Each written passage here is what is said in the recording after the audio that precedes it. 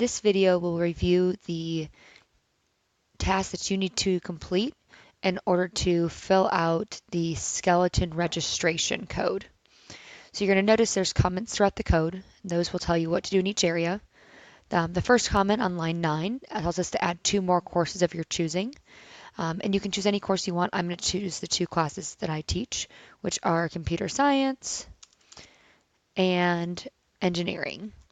You're going to notice some syntax things here, specifically that you're going to use a capital C when you are choosing the course command, and that's placing this course in a certain class of objects. And then whatever the longer version of the name, that string would go inside the parentheses.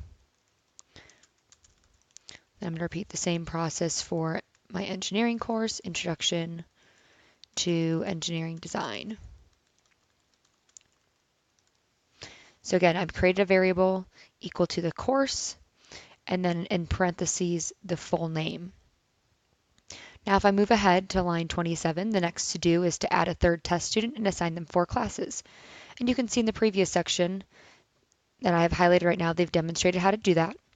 So the first thing you need to do is set up your test student. And so you're going to have a variable. I'm going to just do test student 3.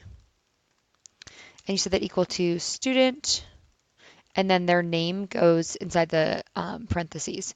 So my name is Jen, so I'm going to go with that.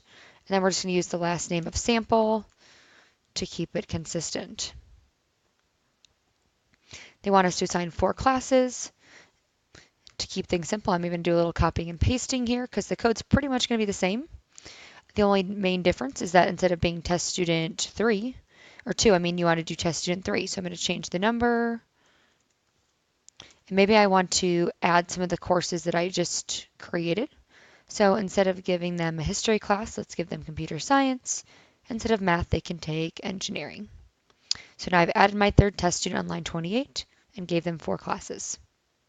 Next up, it says add all of the test students to a list of your own creation. I'm going to keep it simple and just call it student list. So I'm creating a variable called student list. And since they want it to be a list data type, I would use brackets.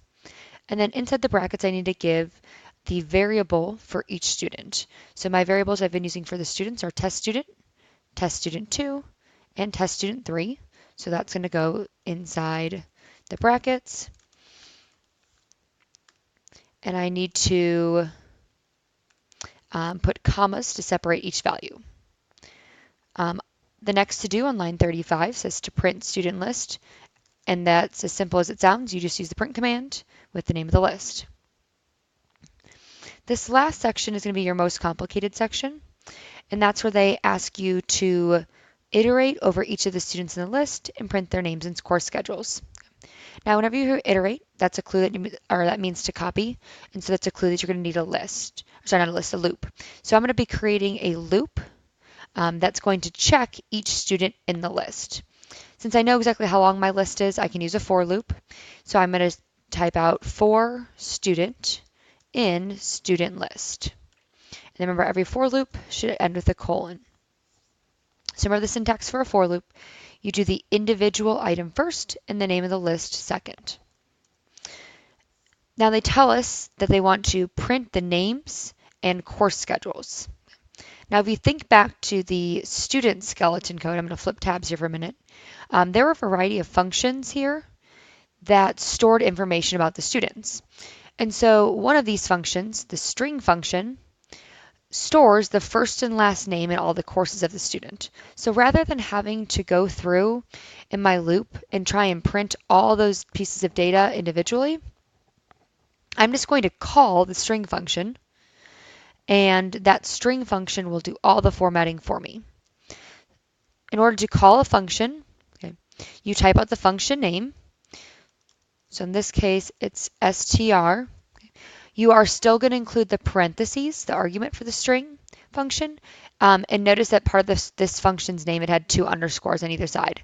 Make sure you have both underscores. If you only had one, it wouldn't work. We have to clarify what we want to take the string of. So in this case, I'm trying to take the string for each student. So I'd write that as student dot string. And so this right here is telling the program to format the string for this specific student in the list.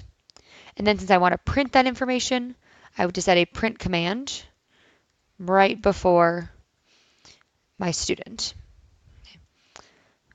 Once you have that complete, your registration file is done. You should be able to scroll through. You shouldn't see any sort of syntax errors at this point. So if you have a syntax error here, this is a good time to do some troubleshooting. Remember, hover over that little red X, and that's going to give you a clue on how to fix it. Once all the syntax errors are gone, make sure you do File and Save, and then you're ready to move on to editing the student file.